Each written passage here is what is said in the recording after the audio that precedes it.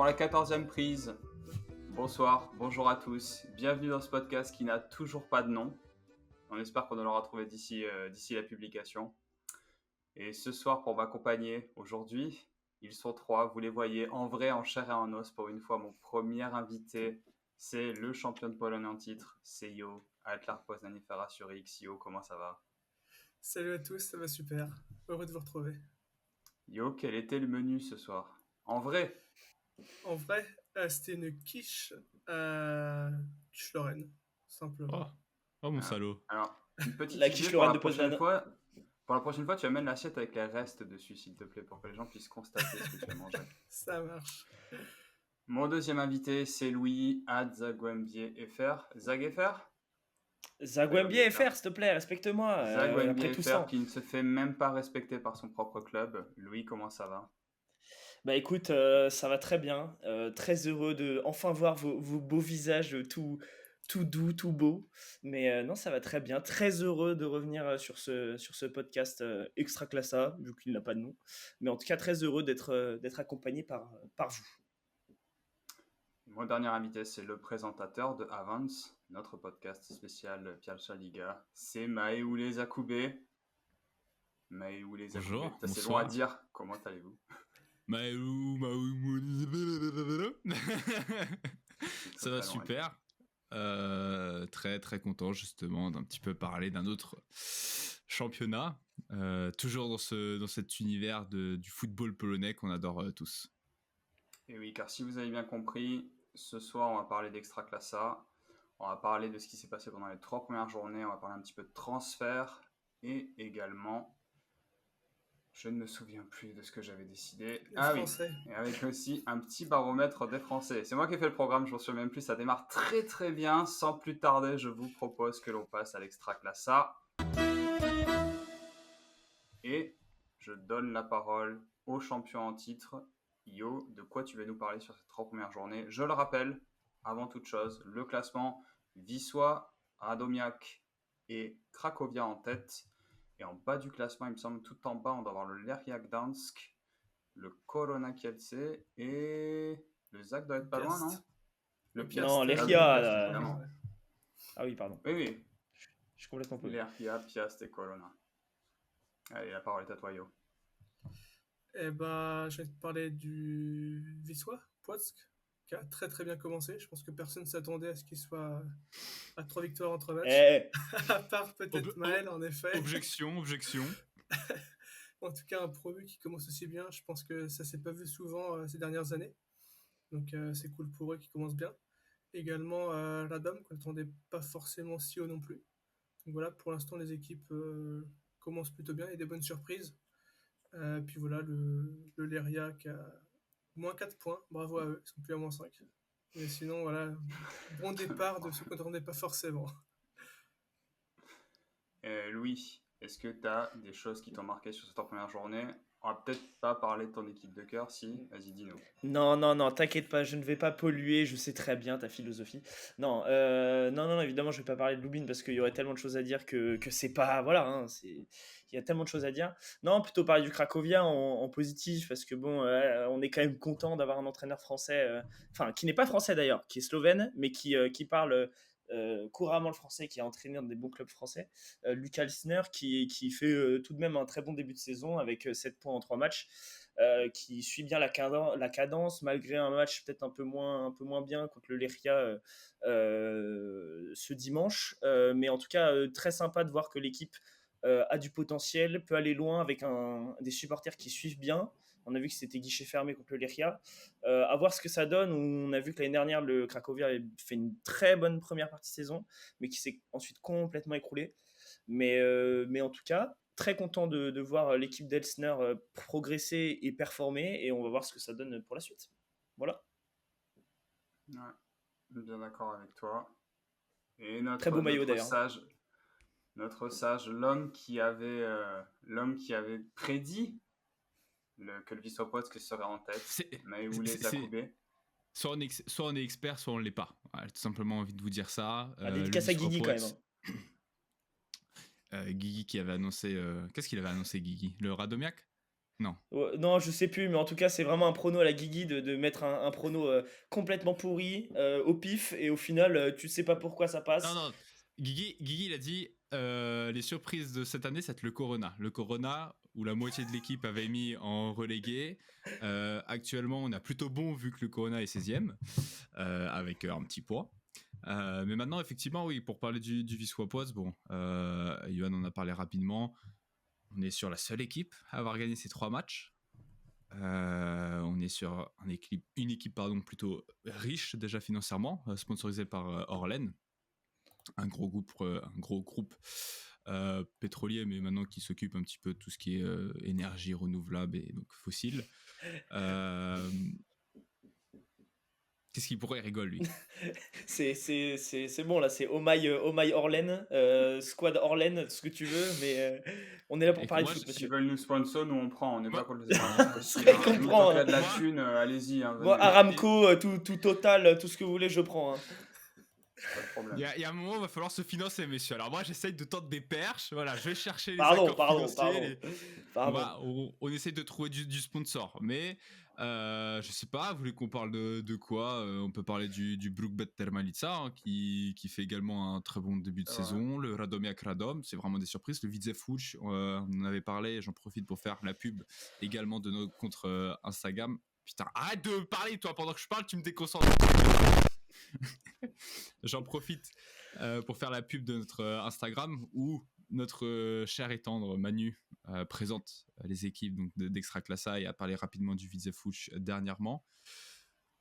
Dans les déceptions, on peut peut-être parler du Zagłębie.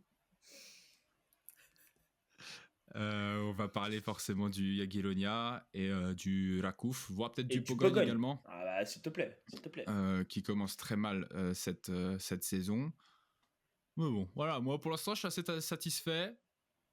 Et puis si vous n'êtes pas satisfait de l'Extraclassa, regardez la Piacha Liga. Ok, d'accord. Carrément. Vous trouvez que Pogoń démarre mal la saison? Ah mais Pogoń, c'est affreux. Non mais en vrai. 3 matchs. Non mais d'accord, mais sauf qu'ils prennent une raclée contre Radom. Enfin, dans le jeu, ça n'a pas l'air d'être complètement fou. Ils font un nul contre Termalica. Termalica qui bien giflé le YAG 4-0 à l'entrée. Oui, non mais l'Iaga, pareil, c'est pas l'Iaga des grands jours de ce qu'on voit pour l'instant. À voir. Hein. En plus, on annonce Koulouris sur le départ, on annonce quand même on nous annonce Witsel, Benteke, toute la clique qui arrive et au final, on se retrouve avec Pozzo. Non mais enfin, il y a un moment, il va falloir parler du Pogoń, hein, s'il vous plaît. C'est ça de donner la parole à un supporter du Zagłębie. Tu t'attendais à quoi? On l'a j'ai vu, c'est vrai, la qualité a énormément baissé là, sur les 30 dernières secondes. J'avais l'impression de voir une intervention d'Olivier Véran sur la santé. Bref, est-ce qu'on parle du Piast? 0 points en 3 matchs. Seule équipe qui a pris 0 points en 3 matchs. En 2 matchs du coup. En 2 matchs. Le départ de Vuko se sent, n'est-ce pas? Bah en fait, pour avoir vu du coup avec Maël le derby sans supporter du Gournik, mais le derby de Silésie, je sais même pas comment il s'appelle d'ailleurs, mais en vrai c'est le parti pris de on essaye de plus jouer mais on se fait complètement fumer, ou on joue la 10e place constamment et puis on arrive à avoir des points, mais en vrai c'est un peu triste quand même parce que contre le Gournik il démérite pas, je trouve. Et au final ils prennent 0 points, à voir ce que ça va donner, mais c'est vrai que Vuko était connu pour son beau jeu, son jeu à la Simeone, le Cholismo, mais ouais, triste pour le Piast. Bon, moi ça fait mes affaires, mais je vais pas m'en plaindre. Mais j'en profite juste, peut-être Joe précise qui est Vuko et pas name dropper des noms comme ça sans précision. Aleksandar Vukovic, ancien entraîneur du Piast Gliwice pendant 2 ans, 3 ans, ancien entraîneur du Legia, une superstar, surtout sur notre média en fait, parce que pour le reste, on va pas se mentir, c'est pas vraiment une superstar en Pologne. Et bon, il est chauve, il est beau gosse, donc c'est toi quoi. Avec le compte en banque en plus, mais probablement. Pour parler encore du Piast Gliwice, là où je trouve dur Louis, c'est sur ce côté, effectivement, premier match, il joue contre le Wisła Płock, qui est vraiment la révélation pour l'instant de ce début de saison. Et ensuite, ils font le derby contre le Goulding Zabjé. Et sur ce match-là, ils ont les occasions, mais il manque toujours en fait ce finisseur qu'ils n'ont toujours pas trouvé. Et ça fait depuis quelques années maintenant. Qui manque justement ce neuf-là au Piast Gliwice. Et je pense que la période de mercato n'est pas encore fermée. Il y a cette possibilité-là, peut-être sur le marché, de trouver un joueur qui n'aura pas su trouver peut-être chaussures, comment on dit, chaussures à ses pieds, son pied. Oui, chaussures à son pied, ouais. Chaussures à son pied. Donc c'est que 2 matchs pour l'instant, un match en retard. Pour moi, je suis pas aussi négatif que ça sur ce Piast. Ah oui, non, mais je suis d'accord. Il y a bien plus négatif que le Piast aujourd'hui quand même. Hein. Même s'ils ont 0 points. Je peux parler de mon équipe vite fait, mais il y a bien plus alarmant que le Piast aujourd'hui. Mais oui, je suis d'accord avec toi globalement. On verra, on attendra un peu, mais je suis pas sûr que le Piast joue le maintien toute la saison, quoi. On va parler mercato après, évidemment. Attention quand même, le Piast, juste un petit bout avant, c'est que le Piast a déjà pris 2 attaquants, je crois, sur ce mercato, mais peut-être qu'on en reparlera après ou pas. Yo, t'as vu, du coup, peut-être pour fermer sur une équipe qui est très très très mal embarquée cette saison, puisque comme les dirigeants ont fait beaucoup de, comment le dire poliment, je vais pas être poli, ils ont fait beaucoup de merde sur les précédents mercato. Ils ont été sanctionnés, il me semble, d'une interdiction de recrutement peut-être, et surtout de 5 points de pénalité en Extraclassa. Ce qui fait que le Lechia Gdańsk, puisque c'est d'eux que je parle, a démarré la saison avec moins 5 points. Malgré tout, on voit que ça joue pas mal. Un Bobček qui marque et un milieu de terrain bien sympa, une défense toujours aussi faible. Toi, tu les as vus contre le Lech, ils menaient 2-0 à la mi-temps, ils ont perdu 4-3 à la fin du match. Et ils font des matchs sympas, t'en as pensé quoi quand même? En effet, j'ai bien aimé comment ils ont joué. Surtout Bobček, il a mis 5 buts en 2 matchs, donc un triplé, un doublé. Je ne sais pas s'il va passer la fin de la saison au Lechia, parce qu'il y a peut-être moyen que ça continue comme ça. Dès cet hiver, il part dans un plus gros club qui joue le haut de tableau, en tout cas en Pologne. Donc vraiment très impressionné par le Lechia. En effet, dans le match face au Lech, il menait 2-0 assez rapidement et assez facilement quand même, j'ai trouvé. Parce que le Lech était vraiment en très très mauvaise posture sur ce match-là. Le Lech s'est réveillé par la suite en deuxième mi-temps. En tout cas, en première mi-temps, j'ai bien aimé ce que montrait le Lechia. Je pense que les 5 points en moins dès le début de la saison, ça leur fait quand même mal au moral. Euh, Après voir comment ils réagissent, là, ils ont quand même fait match nul face au Cracovia, qui tournait quand même très bien depuis le début de la saison. Donc à voir s'ils peuvent petit à petit continuer sur leur lancée. Mais en tout cas, ouais, cette équipe du Lechia, pour l'instant, me plaît bien. Ouais, je suis d'accord quand même. Ça va être très dur, on va pas se mentir, parce que quand tu démarres avec 5 points de retard sur tout le monde, voilà. Mais quand même, c'est plutôt sympa à regarder leur match. Hein. Et c'est toujours l'équipe la plus jeune d'Extraclassa. Hein. Ah ouais, parce que il me semble. Avec une moyenne d'âge de 22 ans à peu près. Donc c'est l'équipe toujours la plus jeune d'Extraclassa. Et c'est justement un petit peu cette interrogation qu'on avait en fin de saison dernière, savoir comment ça allait se relancer. La décision justement de la fédération avec les moins 5 points et interdiction de recrutement n'aide pas. Ouais. Mais sur le jeu, pour l'instant... Ils ont pas d'interdiction de recrutement, hein. Je me suis trompé parce que... Yoann, t'as fait quoi comme bêtise là? Pourquoi la police vient te chercher? C'est encore Yo, ça. J'ai fermé la porte de chez moi parce que je me suis dit vas-y, comme ça il n'y aura pas de bruit. Et là c'est Yo, c'est beau. C'est le tarif par épisode. Merci Yo de me remplacer. C'est ça, ouais, exactement. On est comme ça, nous. Les polices gratos. Peut-être juste un petit mot des engagés en Coupe d'Europe, pas pour leurs résultats en Coupe d'Europe, mais juste pour dire, il me semble que chaque équipe engagée en Coupe d'Europe a déjà perdu un match, sauf peut-être le Legia, puisque le Legia n'en a joué que 2. Qu'est-ce qu'on en pense? Le Lech n'en a pas perdu non plus? Non, mais aucune équipe a perdu un match. Hein. Personne n'a perdu, ouais. Personne n'a perdu, il n'y a eu que des victoires et un match nul. Non, je parle en Extraclassa. Chaque équipe engagée en Coupe d'Europe a perdu un match en Extraclassa déjà. Pardon, oui. Le 1-4, Yoann, contre le Cracovia. Je préférais l'oublier, ouais. Non, en vrai, à voir. Moi, enfin, excuse-moi, Yoann, hein, mais le Lech, quoi qu'on en dise de ce que je vois, c'est quand même très, très poussif. On voit que ça surperforme des moments, des fois, ça se casse la figure, tout ce qu'on veut, machin. C'est pas très stable. C'est pour ça que je les vois pas champions cette année, par exemple. Les gars, le jeu est absolument abominable, mais bon, ça gagne. Bon, hier, ça fait nul contre l'Arca, donc à voir. Le Rakouf, ça perd. Enfin, en fait, c'est tellement imprévisible. Là, on pensait que le Rakouf allait complètement peut-être gagner ses matchs un peu pourris, un peu malmenés, où ils avaient la capacité de gagner 1-0, ils le font pas. À voir, le Yaga, pareil, enfin, n'en parlons pas. Les favoris ne sont pas les. Ils sont un peu malmenés. À voir ce que ça va donner. Le Lair, bon, se présente le mieux, je crois, pour l'instant, de ce que je. Enfin, si je me trompe pas. Mais pareil, je trouve que c'est un peu instable. À voir comment le Rakouf réagit. Ces deux défaites un peu anodines qui en fait, où ils perdent sur leur qualité qui doit être la leur de base, qui est la défense. Ils prennent des buts un peu anodins, un peu bêtes, qui font qu'ils perdent deux matchs, surtout deux matchs après des matchs de Coupe d'Europe. Et du coup, ils ont décalé leur prochain match contre nous, évidemment. Mais, euh, mais à voir. Ça va être intéressant de voir la gestion de ces clubs, Coupe d'Europe, championnat, qui, on a toujours dit, est difficile. On a déjà une réponse à ça. Hein. L'entraîneur, par exemple, du Legia Warszawa a dit qu'on se concentre, nous, actuellement, sur les coupes européennes ou comme nationaux. Et puis c'est tout, en fait. L'Extraclassa, pour l'instant, on met ça de côté. On essaie de perdre le moins de points que possible.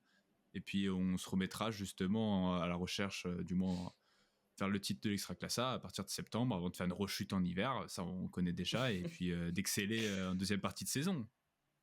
Mais ça sera pareil pour...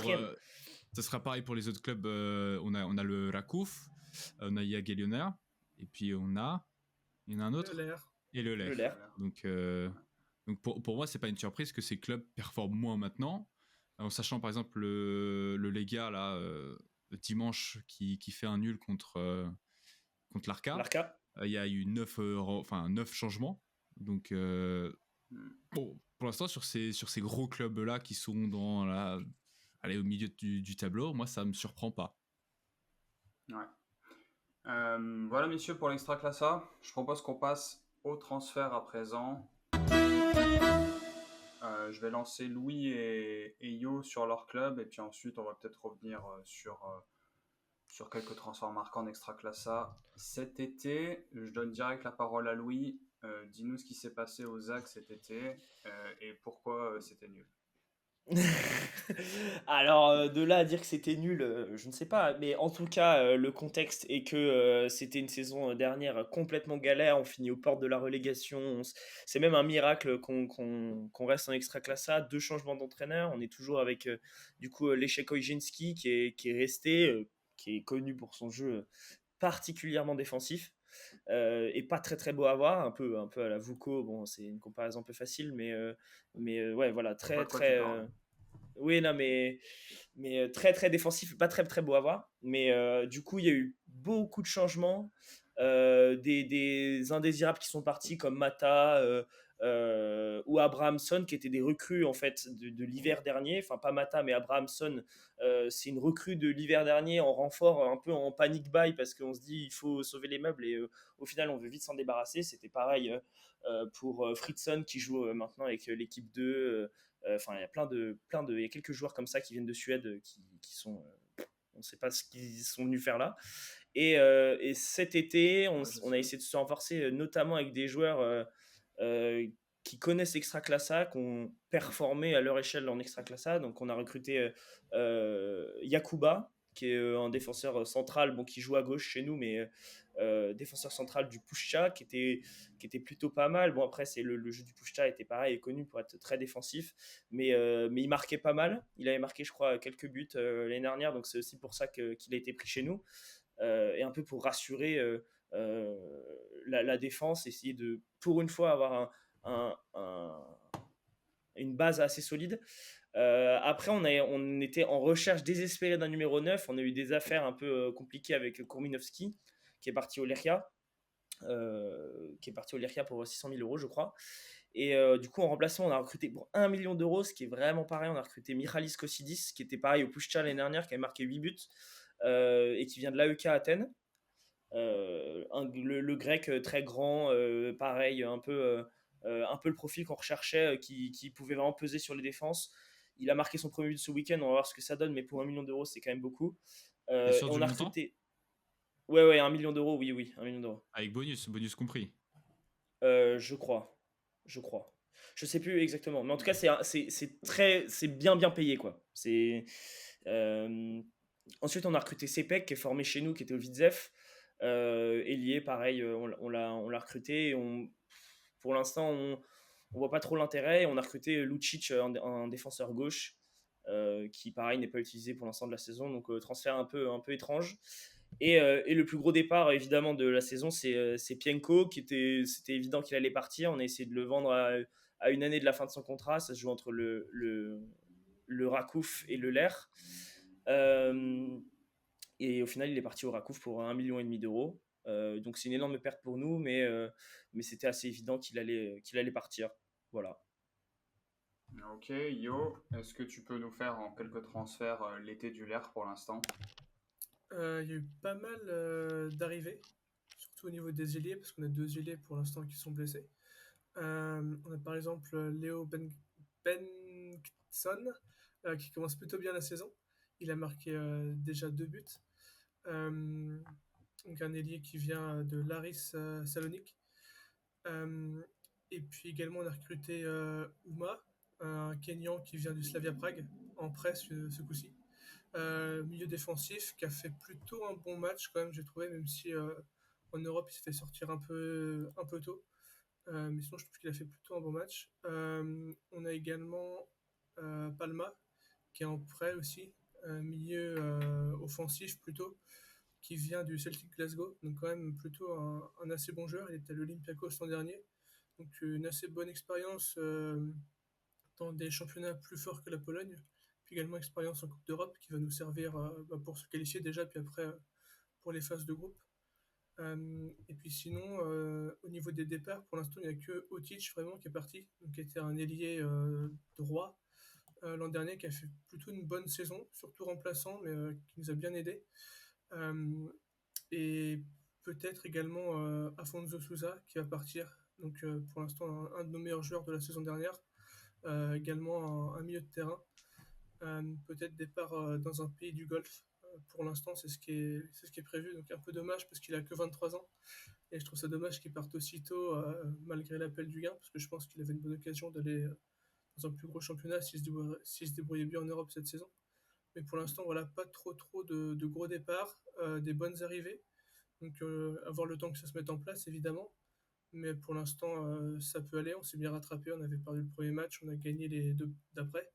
Donc pour l'instant, ça se passe plutôt bien pour nous. À voir si on peut continuer comme ça, parce qu'on voit que la technique du coach est quand même bien lue par les adversaires. Ce qui nous force du coup à essayer de mieux contourner les défenses, parce qu'ils savent comment on joue, donc c'est plus compliqué, sachant que la tactique n'a pas forcément beaucoup bougé. Donc à voir comment ça va se passer, mais pour l'instant, je pense que ça va plutôt bien. Ok. Et notre spécialiste tout-terrain, Maëoulé Zakoubé, quelques transferts marquants peut-être en Extraclassa. Ouais, juste pour venir sur les 2 clubs de nos CM. Peut-être sur le Zagłębie Lubin, un jeune joueur, Krzysztof Kolanko, très très jeune joueur de 18 ans, où j'ai eu l'occasion de suivre son évolution parce qu'il était du côté du Górnik Zabrze il y a maintenant 2 ans, qui est retourné auprès du Zagłębie, qui a vraiment eu aucune évolution, et là qui a été prêté au Bielsko-Biała, donc à voir ce que ça va donner. Et puis pour parler du Lech, peut-être parler du départ de Maximilian Pingot, le défenseur central polonais de 22 ans maintenant, qui pareil a eu l'occasion de jouer sous le maillot du Lech, mais je trouve qu'il y a eu, je sais pas, une arrêt de progression assez net, et pas la possibilité de jouer tout simplement au Lech, qui a été transféré pour 200 000 euros, si je dis pas de bêtises, du côté du Górnik Zabrze, ce qui me fait une transition toute trouvée pour vous parler du magnifique Górnik Zabrze. Et attention au Górnik Zabrze cette saison, messieurs, parce que les moyens... Surprise. Tu les as mis surprise ? Je les ai mis surprise. J'ai dit qu'ils allaient se battre pour le top 3. Alors, peut-être pas pour le top 3, mais pour le top 5. T'as fumé, mon gars.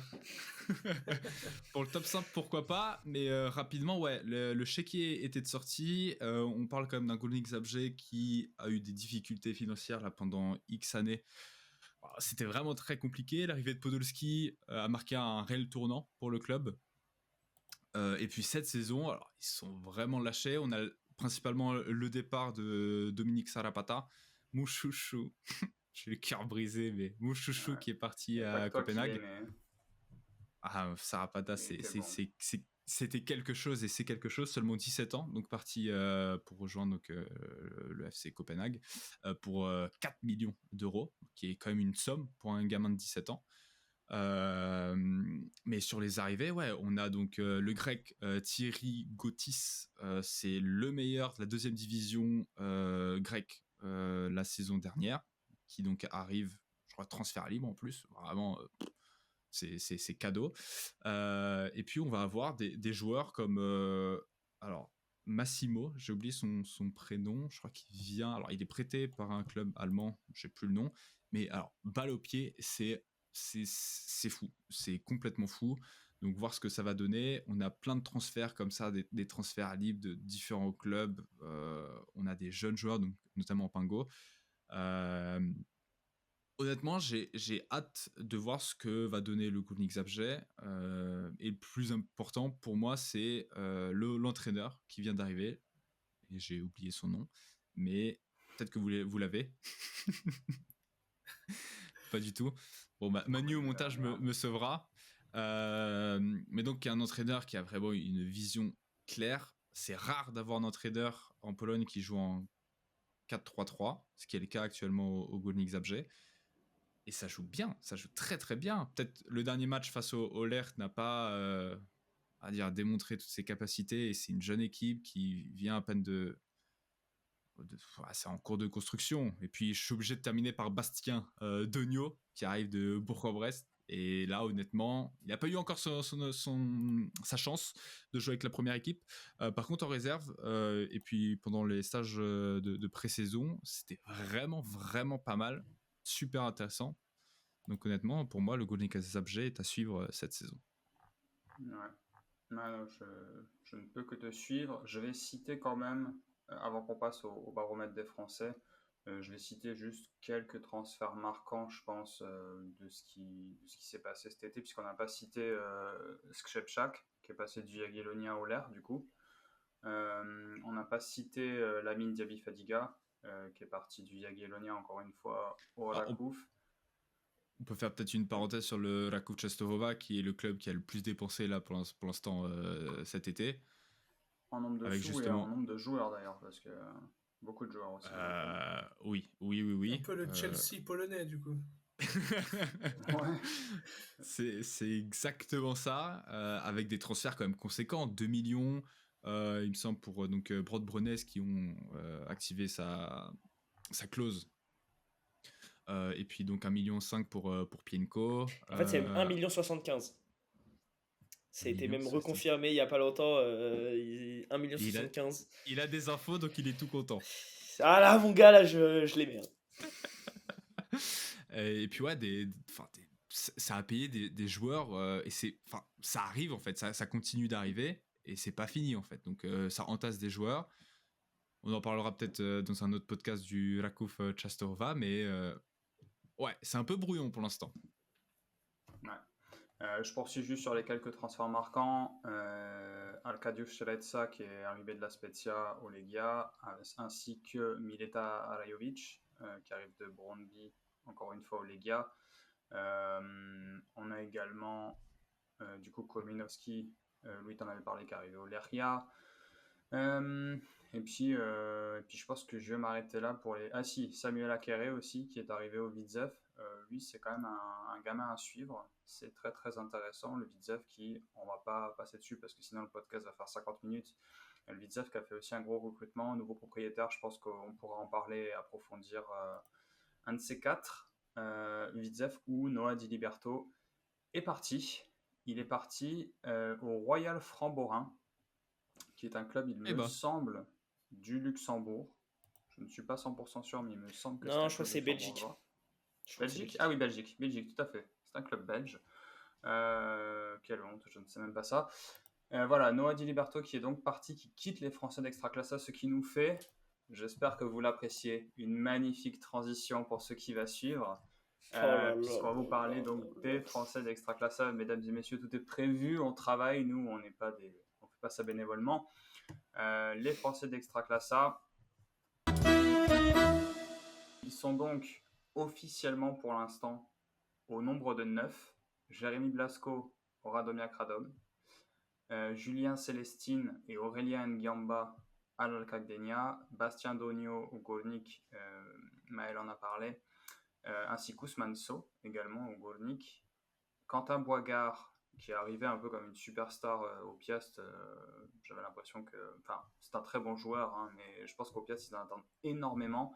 Mathieu Scalette toujours là au Motor Lublin, Lamine Diaby Fadiga, j'en ai parlé également à la Kouf, et je pense que je n'ai pas cité Miguel Alfarella, qui est revenu de son prêt en Grèce au Legia. Donc officiellement 9, évidemment, il y a d'autres joueurs qui sont francophones, comme Sidibé Alalka ou Steve Capuadi, Jean-Pierre Nsamé au Legia. Donc les gars, est-ce que vous voulez nous parler un petit peu des Français ? Globalement, ils font tous un bon début de saison, donc ça c'est une excellente nouvelle. Maël, est-ce que tu veux nous dire un petit mot de Lamine du coup ? Ouais, avec plaisir. Juste peut-être préciser que là, les 9 joueurs que tu as cités ont tous joué, sauf Bastien, du coup, Gornik Zabrze. Donc ça, c'est vraiment super cool.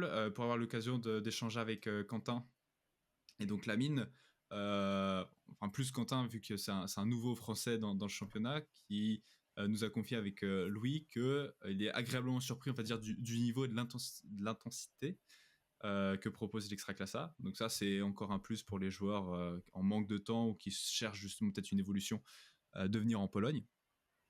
Mais oui, je pourrais vous parler donc de Lamine Diaby Fadiga, qui donc après une saison passée au Jagiellonia, qui a été tout simplement la doublure de Afimiko Pouloulou, autre joueur francophone, arrive au Rakouf, première titularisation but, et il enchaîne comme ça 2 apparitions de suite, là plutôt en match, donc en Conference League, donc buteur également, ce qui fait de lui Et il actuellement, fait je une passe crois. d'ess hier contre Radom, il fait une passe décisive aussi. Oui, donc en Extraclassa, il est à 1 but et 1 passe décisive. Et puis dans les coupes européennes, il a 2 buts, donc en 2 apparitions. Un début plus que prometteur, en sachant qu'il avait fait à peu près les mêmes débuts au Jagiellonia Białystok. Et ça s'est un petit peu calmé ensuite. Mais si on doit parler stats, en 2 semaines, il a fait autant qu'en 1 an au Jagiellonia Białystok. C'est beau, c'est très très beau. C'est très très beau. Prometteur. Non, après il y a les francophones du Legia, surtout. Bon, après, oui, Alfarella fait quand même un bon début de saison. Dis-moi, Joe, dis-moi si je me trompe, mais il est quand même très prometteur. Il revenait de près de. Je ne sais plus où. Dis-moi, En Grèce, le club, je ne me rappelle plus. Et Et il fait un très bon début de saison. Capuadi, malgré les rumeurs de départ qu'on annonce, notamment vers la Belgique, il semblerait qu'il reste dans notre cher championnat. Et Nsamé, qui, pareil, l'année dernière, qui était complètement décevant, qui était parti en cours de saison et qui là revient, met 2 buts qui met quoi ? Qui met 2 buts en 2 matchs ? Ou même 3 buts en 2 matchs ? 3 buts en 3 matchs, je crois. Et qui vraiment performe contre les Tchèques plus championnat, et qui en fait on se pose la question même de pourquoi avoir mis 3 millions sur un buteur alors qu'il y avait Nsamé qui était dans l'équipe. C'est du made in Legia comme on peut le dire. J'ajoute à ta liste Claude Gonçalves, super match hier, super début de saison aussi. Oui, qui même continue sur sa fin de saison dernière qui était franchement pas mauvaise, qui était peut-être le joueur du Legia qui ressortait le plus. Et non, globalement, moi j'ai aussi beaucoup hâte de voir Dogno jouer avec le Gournik qui passait quand même de la nationale à l'Extraclasse. Ça doit pas être simple de se dire c'est quand même très très cool, il a l'air de se sentir bien, donc à voir ce que ça donne. Mais Maël est un plus grand connaisseur que moi évidemment sur le sujet. Yo, des joueurs français que tu as envie de mettre en avant? Scalette qui continue de bien performer. Il a marqué ce week-end, il me semble. Toujours là, fidèle au poste avec le Motol. Donc on espère que ça va continuer comme ça pour lui, parce que Voilà, c'est un joueur qui est là depuis quelques années quand même en Extraclasa et à Lublin. On espère que ça va payer pour lui. Je rajoute. Ah non, je rajoute... Vas-y. Non, mais rajoute. Fais-toi plaisir. Juste, rajoute aux auditeurs et aux auditrices. Je rajoute Jérémy Blasco qui dirige la défense de Radomiak Radom d'une main de maître et Julien Célestine qui a été excellent hier soir contre le Legia. C'est exactement ce que je voulais rajouter. Donc bravo. Vous êtes connectés en fait. Hein. Incroyable. Si c'était que sur ce sujet. Bref, messieurs, est-ce que anyone for any more? Non? Oui? Nope. Quelque chose à rajouter? On clôt ici. Non. Mais voilà, c'était le premier épisode de notre podcast qui est toujours sans nom à l'heure où on enregistre. On espère que ça vous aura plu. On vous dit à dans 2 semaines, je pense, pour le prochain épisode. Donc ça fera 5 journées de championnat. On y verra un petit peu plus clair. Et d'ici là, portez-vous bien. Salut. Salut. Vas-y, je t'en prie.